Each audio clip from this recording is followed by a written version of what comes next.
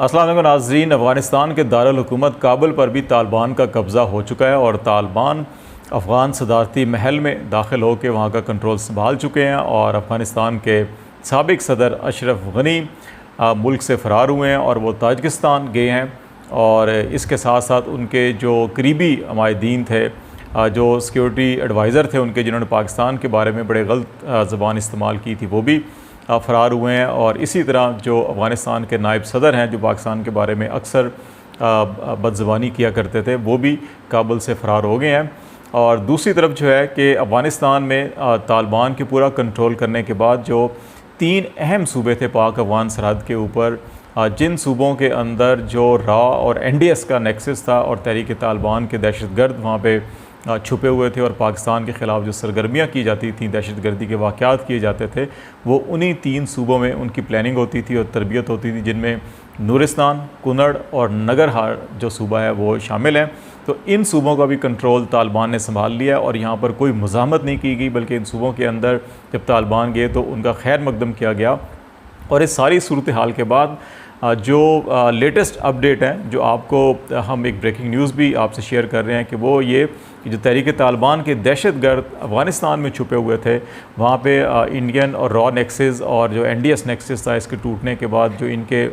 जिन लोग जो हुकाम पुश्त पनाही करते थे तहरीक तालिबान पाकिस्तान के, वो अब अफ़गानिस्तान से फ़रार हो चुके हैं। तो अब जो तहरीक तालिबान पाकिस्तान की दहशतगर्द छुपे हुए हैं अफ़गानिस्तान में, उनके पास कोई रास्ता नहीं रहा। तालिबान पहले ही कह चुके हैं कि वो अफ़गान सरज़मीन पाकिस्तान के ख़िलाफ़ या किसी भी दूसरे मुल्क के ख़िलाफ़ इस्तेमाल नहीं होने देंगे। तो हमारे ज़राए के मुताबिक जो तहरीक तालिबान पाकिस्तान के दहशतगर्द छुपे हुए थे अफ़गानिस्तान में, उन्होंने हथियार डालने पर रज़ामंदी ज़ाहिर की है और पाकिस्तानी हुकाम को इनडायरेक्टली रब्ता करके ये पेशकश की गई है कि वो जो उन्होंने दहशतगर्दी के वाक़यात किए उन पर वो माफ़ी मांगना चाहते हैं और वो सरेंडर करने के लिए तैयार हैं। ये कब हुआ, क्या हुआ और इसके ऊपर हुकूमत पाकिस्तान जो है वो क्या फ़ैसला कर रही है या क्या सोच रही है, इसके ऊपर हम डिटेल से बात करेंगे। दूसरी तरफ जो अफ़गानिस्तान की सूरत हाल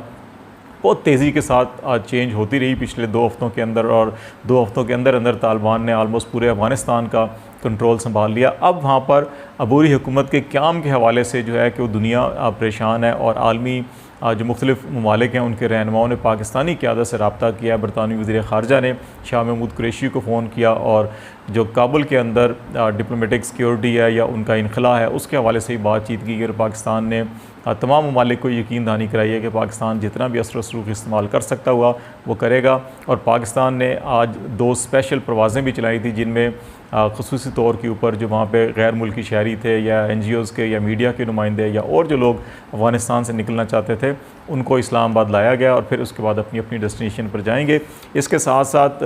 तुर्की के सदर तैयब एर्दोगान ने भी वज़ीर-ए-आज़म इमरान ख़ान से फ़ोन पर रब्ता किया और उनसे भी अफ़गानिस्तान की जो सूरत हाल है उसके ऊपर तबादला ख्याल किया गया।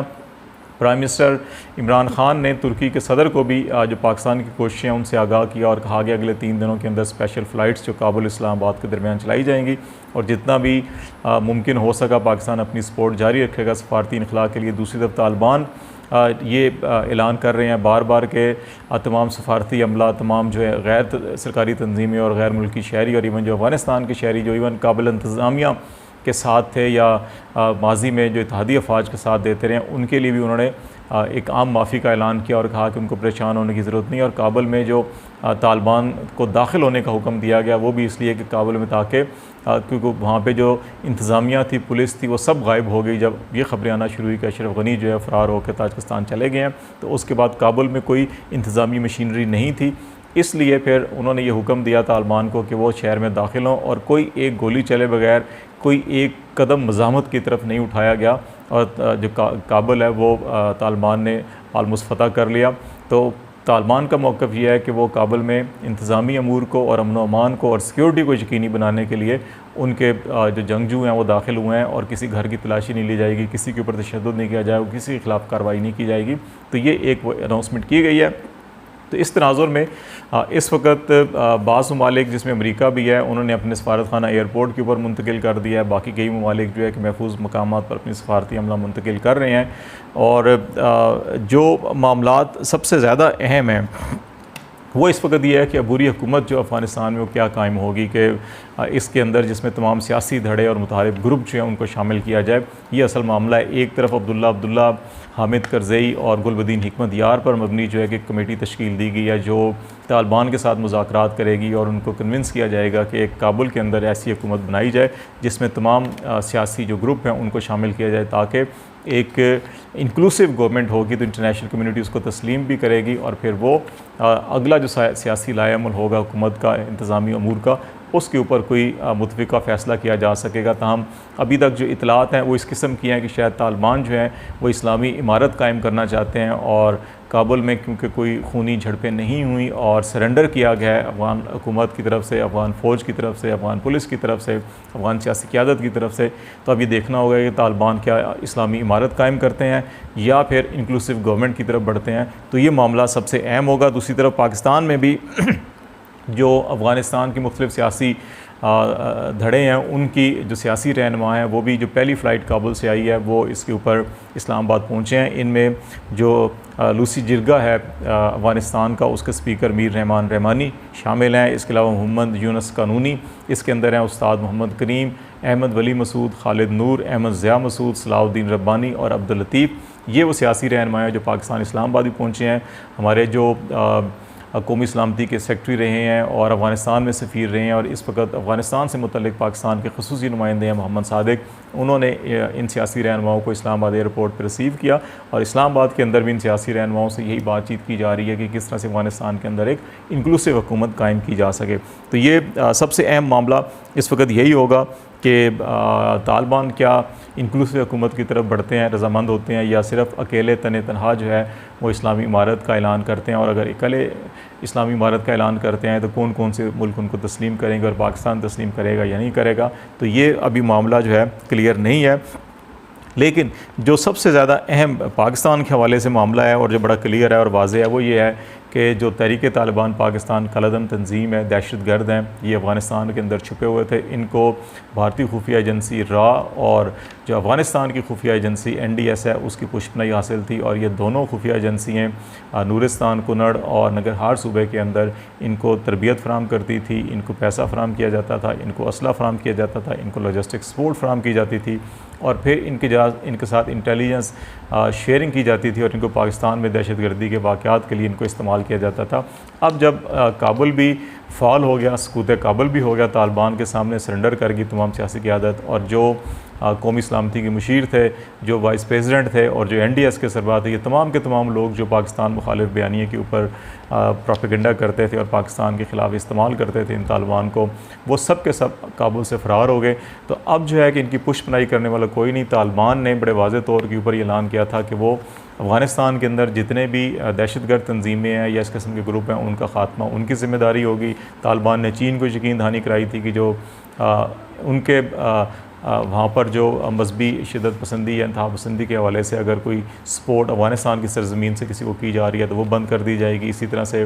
उज़्बेकिस्तान, तुर्कमेनिस्तान, ताजिकिस्तान और फिर ईरान के साथ जो मुज़ाकरात हुए तालिबान के, उनको भी यकीन दहानी कराई थी कि हज़ारा कम्युनिटी के ख़िलाफ़ कोई कार्रवाई नहीं की जाएगी और पाकिस्तान को भी यकीन दहानी कराई गई तालिबान की जानिब से कि अफ़गान सरज़मीन पाकिस्तान के ख़िलाफ़ इस्तेमाल नहीं होगी और जितने भी यहाँ पे दहशतगर्द गिरोह हैं, इस किस्म की तंजीमें हैं, उनके ख़िलाफ़ अगर उन्होंने पाकिस्तान के ख़िलाफ़ कोई बात की या इस्तेमाल किया अफ़गान सरज़मीन को तो उनके ख़िलाफ़ कार्रवाई की जाएगी। तो अब तहरीक तालिबान पाकिस्तान को ये यकीन हो गया कि अब वो अफ़गानिस्तान के अंदर भी वो ना उनकी जाए पनाह है और ना ही पाकिस्तान में उनकी जाए पनाह है। तो इसलिए अब जो तहरीक तालिबान पाकिस्तान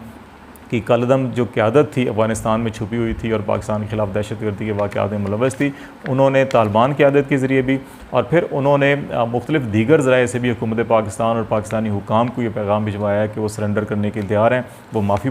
कौम से मांगने के लिए तैयार हैं और वो अब पाकिस्तान के ख़िलाफ़ जो है कार्रवाइयाँ नहीं करेंगे। अब ये देखना होगा कि पाकिस्तान इस हवाले से क्या हिकमत अमली तैयार करता है। कौमी सलामती जो कमेटी है पाकिस्तान की, उसका नेशनल सिक्योरिटी कमेटी, उसका इजलास प्राइम मिनिस्टर ने तलब कर लिया है और ये इजलास जो है कि 16 अगस्त को इस्लामाबाद में होगा। इसमें पाकिस्तान की प्राइम मिनिस्टर के साथ साथ जो अहम वजारतों के वफाकी वज़रा हैं वो और अस्करी क़यादत और इंटेलिजेंस हुकाम जो शरीक होंगे और अफ़गानिस्तान की सूरत हाल के तनाज़ुर में अहम फ़ैसले किए जाएंगे। और इसके साथ इस मामले को भी देखा जाएगा कि जो तहरीक तालिबान पाकिस्तान सरेंडर करने को तैयार है, माफ़ी मांगने के लिए तैयार है, तो उनके लिए क्या हिकमत अमली तैयार की जाए उसके ऊपर भी गौर होगा। और प्राइम मिनिस्टर इमरान खान ने टर्किश प्रेसिडेंट को भी इस कौमी सलामती के जो इजलास है उस हवाले से आगाह किया कि हमने इजलास तलब कर लिया और उसमें अहम फ़ैसले किए जाएंगे। और ये तय हुआ कि उस इजलास के बाद तुर्की के सदर से दोबारा रब्ता किया जाएगा और जो भी फ्यूचर एक्शन प्लान होगा उसके ऊपर जो है कि आगाह किया जाएगा। लेकिन ये पाकिस्तान ने भी और दीगर ममालिक ने भी इस चीज़ पर इत्तफ़ाक़ राय किया है कि अफ़गानिस्तान के अंदर एक हमाजत किस्म की, जिसके अंदर तमाम सियासी जमातों की पार्टिसिपेशन हो, उस किस्म की हुकूमत होनी चाहिए और तालिबान को कन्विंस करने की कोशिश की जाएगी कि वो इस तरफ बढ़ें रेदर दैन कि वो अकेले इस्लामी इमारत का ऐलान करें। तो इससे इंटरनेशनली उनको कबूलियत शायद हासिल नहीं होगी। तो ये अब तमाम कोशिशें की जा रही हैं कि तालिबान को कन्विंस किया जा सके। तो ये देखना ये होगा कि आइंदा आने वाले 2, 4, 5 दिनों में, हफ्ते में ये मुज़ाकरात किस तरह बढ़ते हैं, इंक्लूसिव गवर्नमेंट किस तरह से तश्कील पाती है और फिर तहरीक तालिबान पाकिस्तान के हवाले से क्या अहम फ़ैसले किए जाते हैं। क्या इनकी हथियार डालने की पेशकश को और माफ़ी को कबूल किया जाएगा या फिर इनको वहाँ से अरेस्ट करके ला के और कानून के मुताबिक सज़ाएँ दी जाएंगी। तो ये अहम फ़ैसले अगले 24 और 48 घंटों में होने हैं, जिनके यकीनन पाकिस्तान में भी देरपा अमन के हवाले से बड़े अहम जो है कि इसके नताइज बरामद होंगे।